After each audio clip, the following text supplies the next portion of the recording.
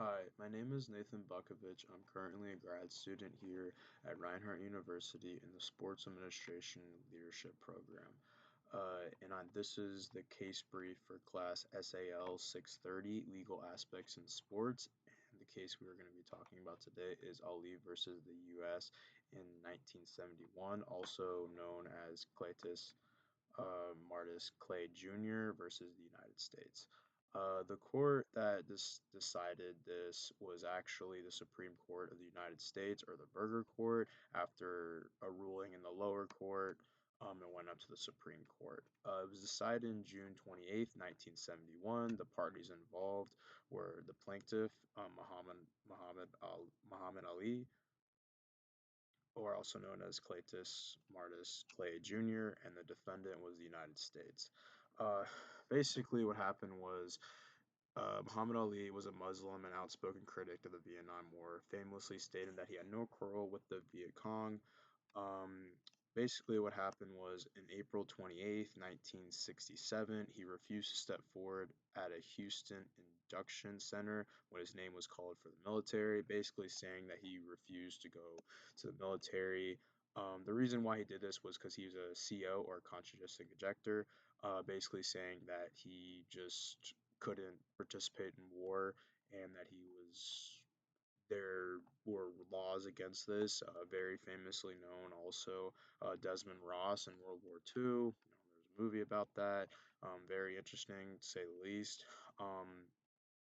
So the significance was that the court found that the Justice Department improperly handled Ali's claim by not specifying that he was a CEO, and they basically said that his CEO status was denied, basically saying that he was a conscientious objector, and this kind of determined the lower court's decision when they first said that he wasn't.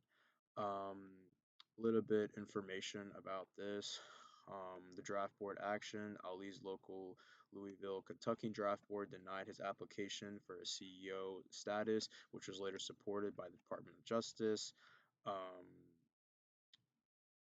is also very known to say that he was a boxer and he was a very big name, like at this time, especially during the Vietnam War. Um, the dispute also goes into this, that the Department of Justice ignored a report by a hearing officer who conducted that Ali was sincere in his religious objectives. Legal consequences: when he refused to get drafted and refused to go to war, he was stripped of his heavyweight title, his boxing license was suspended, and convicted of draft evasion, and resulting in a 5-year prison sentence and a $10,000 fine. This happened during the lower court's decision. So the official ruling was that they reversed during the Supreme Court's decision was that they reversed the conviction because the Department of Justice not properly explained the basics for rejecting his claim of the appeal board, and basically thus failing to meet the legal criteria for denying his CEO status. Very important to mention that the case highlighted racial and political turmoil in the era, positioning Ali as a central figure in anti-war and civil rights movement. Uh, some legal issues at hand. The court determined that Ali's oppression to war was based on religious training and beliefs and was sincerely held, meeting the statute definition of being a CEO. Before this lower court did not see this as that way. That's why he was, 5 years in prison, $10,000 fine, stripped of his heavyweight title. And also the rejection of selection objection argument. The government argued that because the Nation of Islam might approve the certain holy wars, holy wars or wars declared by Allah, Ali was not opposed to war in any form. The court rejected this, finding his beliefs prohibited participation in the Vietnam War, basically saying that they do agree with his beliefs and that he was able to, not go to the war. The procedure of error by the Department of Justice. They had initially advised the draft board to deny Ali's claim based on flawed legal premise, but the appeal board did not specify which of three possible grounds it used to deny him, and the conviction was invalid.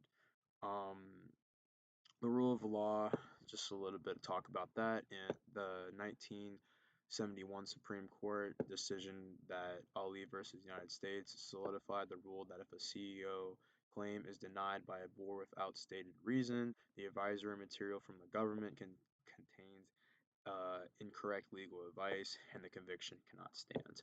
Some of other documentations that helped with this case was the Reviving Legal Procedure and the Secreton Rule versus the Secreton versus the United States, um, going back all the way to 1955, which the government conceded that two of these grounds were invalid because the board did not specify which ground it relied on, and the court held that tainted letter invalidated the entire conviction. Relevant document.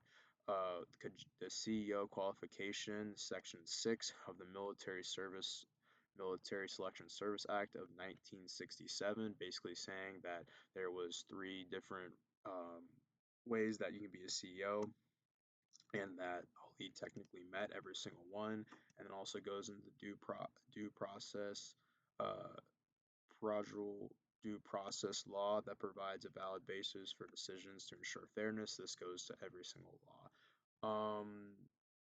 Just some of the just just some of the facts based on law, CEO criteria. The law required the registered to be opposed to war in any form based on religious training and beliefs. Ali definitely met this criteria. Also, government misrepresentation. The Department of Justice originally advised the appeal board that Ali's beliefs did not meet the criteria, arguing his religion only was participation in Pacific wars, not all wars, which was completely invalid. He was against all wars. And then legal error. The Supreme Court concluded that the Justice Department letter contained an error of law regarding the nature of all these beliefs. Procedure violation. Because the approval board denied the CEO's claim without stating its reasons, the Department of Justice has provided incorrect legal advice. The court ruled that the conviction was invalid, and impossible to determine the board relief was incorrect and basically was off non-legal advice.